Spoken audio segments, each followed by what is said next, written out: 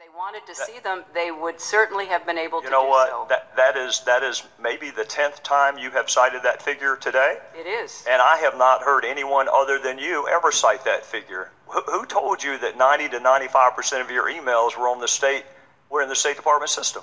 Who told you that? We learned that from the State Department and their analysis of the emails that were already on the system. We were trying to help them close some gaps that they had. Can you provide me with a name? Because when I asked the State Department about 10 days ago, what's the source of that figure, they shrugged their shoulders. Well, you can look for the state.gov addresses, and they certainly pop up. And right, and the Inspector General report, Madam Secretary, the Inspector General report, which you can't argue by perfect analogy, but you can certainly extrapolate, the Inspector General report found that less than 1% of State Department emails, record emails, were captured. So they give a number of less than 1%, and you give a number of 90%. Well, I don't know what you're referring to. I can only speak about my emails, my work-related emails. Well, let's talk about your work-related emails. We asked for them last year, and the State Department gave us 8. If they had 90% of yours, why did we only get 8? Well, I don't know initially what you asked for, but I know that they tried to be responsive. 90 to 95% of them were on state.gov. I understand that the committee broadened the scope of their requests, and I think that in response, the State Department has been trying to provide what you have requested. In the meantime, they're going through the process of making all of my emails public.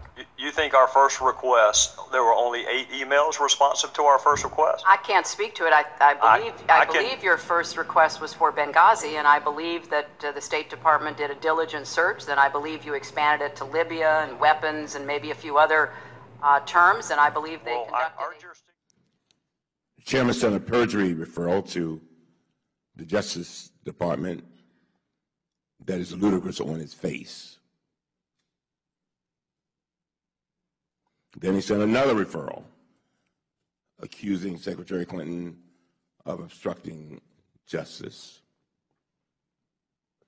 These actions had their desired effect.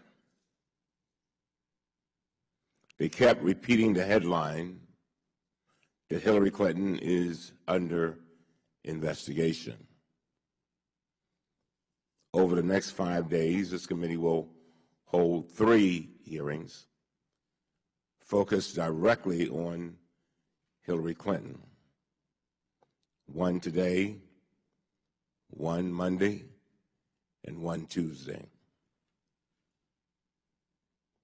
This frantic pre-election fervor is an egregious abuse of taxpayer dollars for political purposes. Been outstanding since 2014.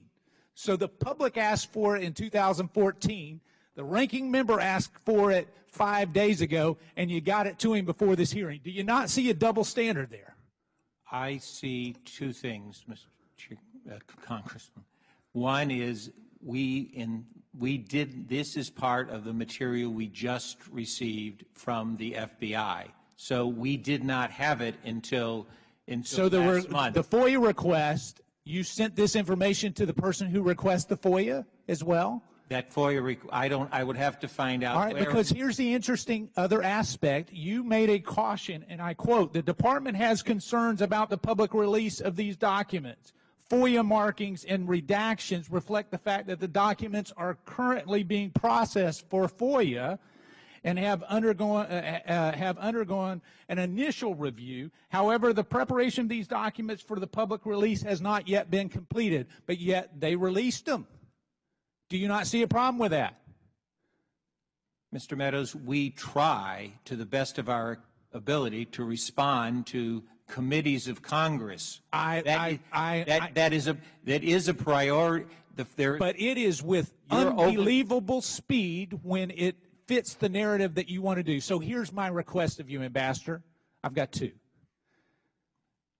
The chairman asked for a very simple request that's been outstanding from the AP about a calendar. It shouldn't be a hard request. It's not 137,000 pages.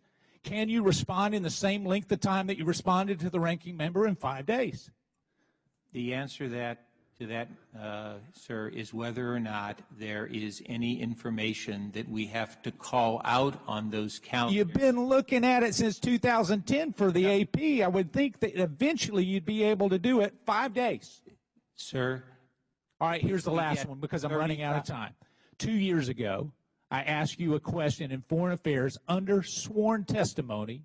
Was it you or Hillary Rodham Clinton who decided to not publish the bonuses for State Department? Because it has to be one or the other, either you or Hillary Rodham Clinton. 2 years later, I'm still waiting for a response. I want a direct response. Was it your decision to make sure that bonuses are not public and not transparent, or was it hers? I'll yield back. We'd like you to answer the question. Sorry, the time. The answer is, sir, that I do not recall the question from you, and therefore I humbly apologize. I will get you an answer. My general recollection is there was a decision made government-wide not to publish documents, not to publish bonuses. Mr. Chairman, to clarify, there is only one of two people who could have made that decision, either you or Hillary Rodham Clinton. Who was it? That's what I want to know. It definitely wasn't Secretary Clinton. That kind of decision did not go up to her. So you said you don't know, but yet you know it wasn't her. That's interesting. Because I would never send an issue of that nature to the Secretary of State, because the Secretary of State, no matter whether it's George Shultz, Colin Powell, or Hillary Rodham Clinton, or John Kerry, does not need to deal with an issue of that stature. All right, thank you. We'll now recognize the gentlewoman from the District of Columbia, Ms. Norton. Thank you, Mr. Chairman. You know, the words reform, government reform, are in the title of this committee. So I grow weary when we play gotcha all the time and no reform comes out of the system. I am very interested in what happened here because I think it does illustrate probably the kind of confusion one might expect in a system that has classified and unclassified. So I'm really looking for what the reform we can get out of this system, and asking you, Ambassador Kennedy, to help me out. Director Comey, for example, testified that there were 30,000 emails that the Secretary provided to the State Department. 2,000 were later determined to be classified. Now, let me tell you the danger I see in that. This is after the fact classification. Now, you know, we always complain about over-classification. But this isn't that. It's after the fact. This is something that should be secret, so it shouldn't be shared. But by that time, who knows how many people have had it shared with them. So I'm trying to come to grips with after-the-fact classification. Do you see a systemic problem when so many members, 2,000, it's a large number there, so they would be senior foreign service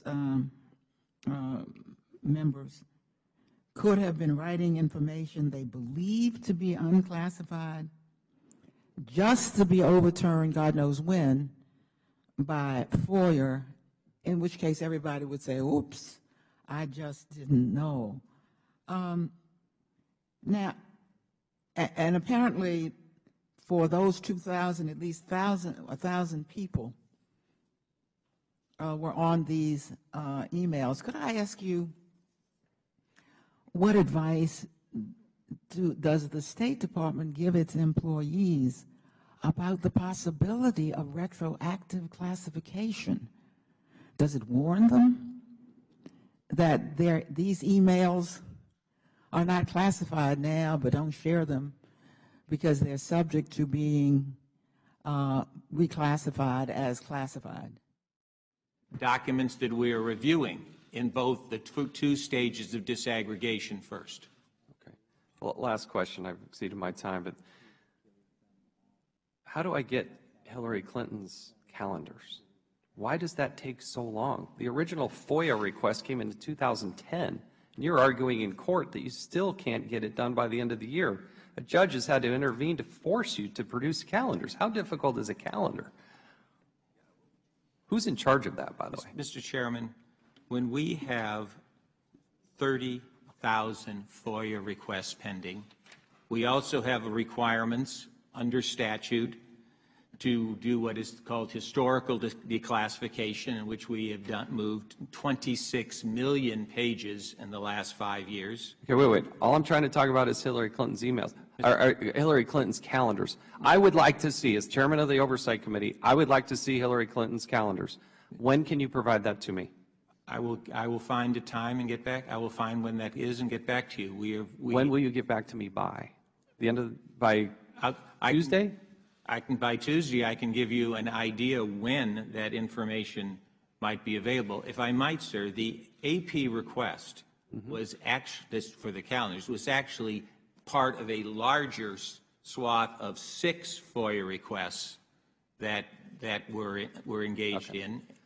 Okay. And if I might, one other thing, a point that I think is relevant here and also addresses a point that Ranking Member Cummings made, is that the way the law is constructed now, we are required to produce in response to a FOIA request within 20 days.